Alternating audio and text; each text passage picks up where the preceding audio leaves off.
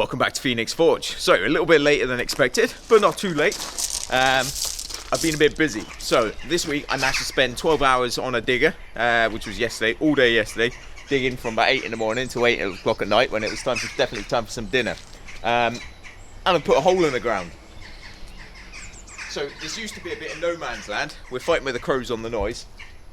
And what we're hoping to do here is put a building back up. One fell down last year. We had a branch come through the roof and stuff. I had to get a cherry picker in, so we had to demolish this building.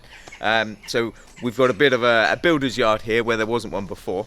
But what we're going to be doing is putting up a studio, so somewhere to display internal work, nice bits and pieces, which isn't in the workshop, getting filthy and dusty. So that's the plan, as well as then putting a small storeroom around the back of the workshop, so I can clear out some of the junk from the forge, like all the filing cabinets have things like grinding discs and stuff like that. All of that can go in there hopefully. But now I need some concrete to build some steel frames. So that's a job that's going to be coming up in a few weeks' time as we get a bit of spare time in the workshop. The other things we've done, finished my dragon finally. I would show you, but it left the workshop. So it's gone off to the galvanizers. I haven't gone with it this time, so I'm not filming that process. But the dragon should be back with us tomorrow. I can get it on the rock, we can clean it all up, and we'll be able to show you that in next week's vlog then, before we go off to Suffolk to go and fit the thing. So that'd be good. And we have been making some plant supports, so come this way. So last week we spent a couple of days rustling up this jig, cut the plate out on the CNC plasma cutter, and this is what we built these on. So I had to make 10 of these for a customer. I made a couple of spare ones. This one, my mum's going to have this one in the garden, and it's already been out in the rain getting wet. Absolute pain in the backside making these things. 3 meters tall. You're working on a step ladder, trying to bend bars, weld them into place, tack things, wrap it round with steel. Absolute pain in the backside. Not in any rush to make any more of these anytime soon. But it'll do the job. It'll make the clematis and roses and whatever else people are going to grow up and look nice. So yeah, a new product for the workshop, I guess, but not something I want to make thousands of. But nonetheless, it worked, and we're pretty happy with that. So now that the dragon's finished, I can get back to doing some of the other sort of normal jobs, I guess, and making gates and railings and bits and pieces. And there's plenty of that to be doing at the moment.